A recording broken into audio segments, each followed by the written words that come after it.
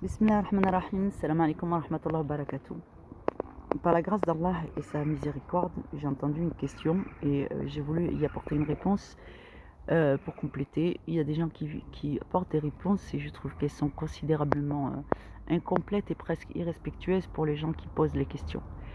Alors, dans cette catégorie, cette question c'était pourquoi la salat 5 fois par jour, avec la codification que nous connaissons, serait une injonction d'Allah, puisque en réalité, elle n'est pas précisée, elle n'est pas définie comme telle, enfin comme décrite comme nous la faisons dans le Coran.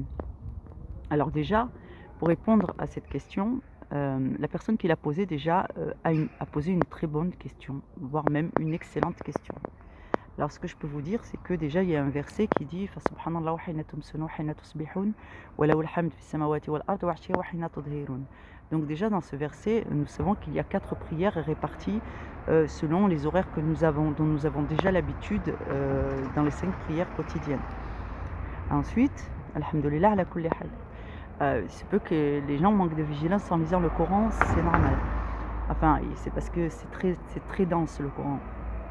Et leur attention portait probablement sur autre chose au moment où ils lisent ce passage.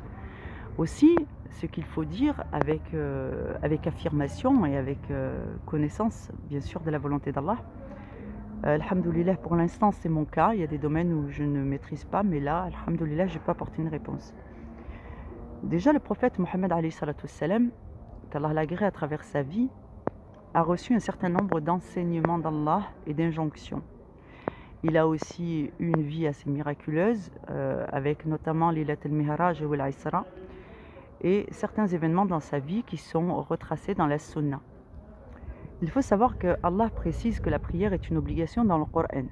Déjà, ceux qui acquittent la salat est donc une injonction de la part d'Allah, et c'est comme ça qu'Allah désigne ses serviteurs.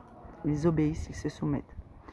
Ensuite, Allah donne un certain nombre de fois l'injonction ceux qui réussissent sont ceux qui obéissent à Allah et à son messager.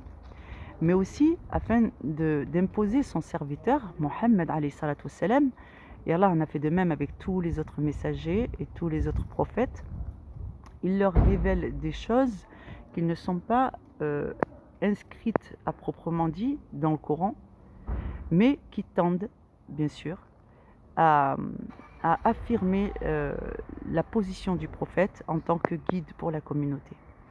Donc Allah a imposé son messager, son prophète, en lui donnant à lui des éléments qui ne sont pas transcrits noir sur blanc dans le Coran. Et au travers de sa vie, alhamdoulilah, nous voyons l'exercice du bon comportement.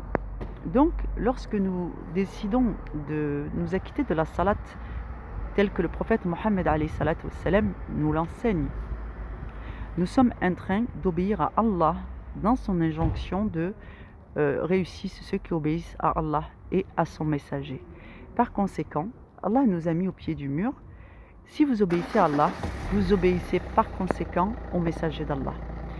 Donc, il n'y a pas d'incompatibilité entre les 5 prières quotidiennes et les enseignements qu'Allah donne directement sous forme de révélation au prophète Mohammed alayhi salam.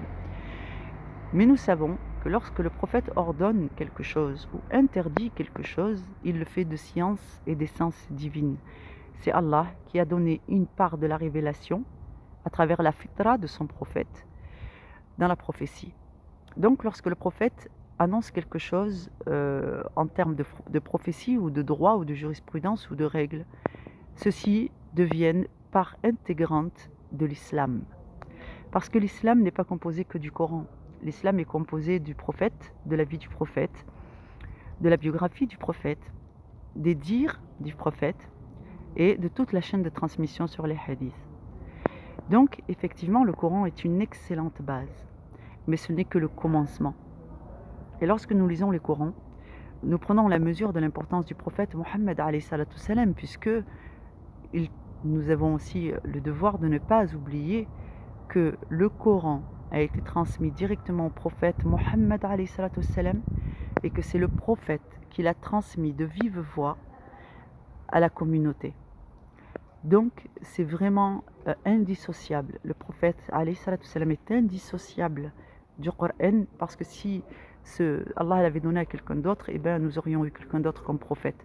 Donc, alhamdoulilah, on ne peut pas dissocier le prophète et ses ordres du Coran Karim.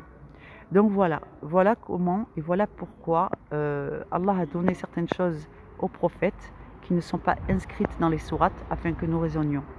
Qu'Allah vous bénisse et qu'Allah vous fasse miséricorde. Salam alaikum wa rahmatullahi wa barakatuh.